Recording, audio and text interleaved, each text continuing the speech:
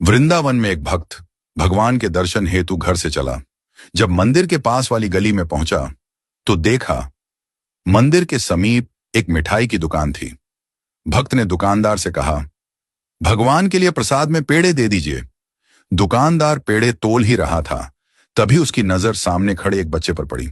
छोटा सा बच्चा चिलचिलाती धूप में नंगे पैर तपती धरती पर खड़ा था, हाथ में फूल मालाएं ली। वो पुकार रहा था, भगवान के लिए फूल ले लो, फूल माला ले लो। हर आते जाते भक्त की दृष्टि उस बच्चे के पैरों पर पड़ी। न चप्पल न जूते।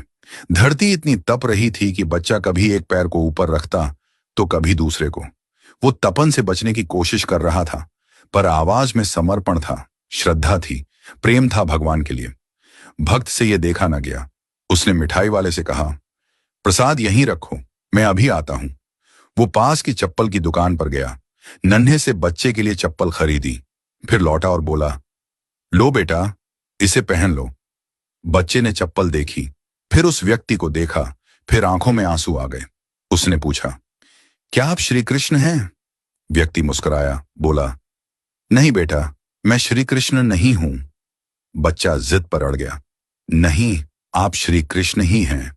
मैं किसी को नहीं बताऊंगा, पर मुझे सच सच बता दीजिए ना। व्यक्ति फिर बोला, नहीं बेटा, मैं तो बस एक इंसान हूं। बच्चा बोला, तो आप श्री कृष्ण के दोस्त होंगे, क्योंकि कल रात मैंने भगवान से प्रार्थना की थी।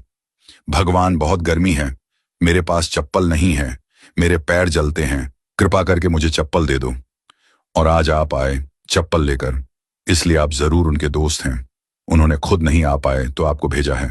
यह सुनकर भक्त की आंखें भी भर आईं। उसने बच्चे को गले से लगा लिया और कहा, हाँ बेटा, श्री कृष्ण ने ही मुझे भेजा है।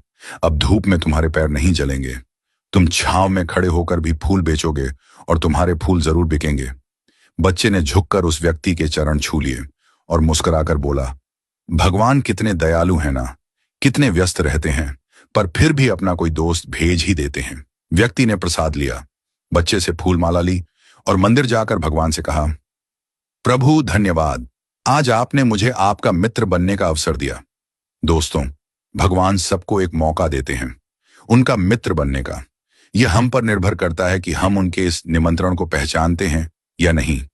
हर व्यक्ति, हर जीव भगवान के सामने नतमस्तक होता है, भगवान के सामने अपनी इच्छा रखता है, भगवान को अपने दुख बताता है, अपनी परेशानी बताता है, भगवान के साथ अपने हालात साझा करता है, और भगवान किसी भी जीव के भीतर प्रकट होकर के उस व्यक्ति की मदद करते हैं। यदि आप चाहते हैं कि आपको भी वो मौका मिले कि भगवान आपके भीतर प्रकट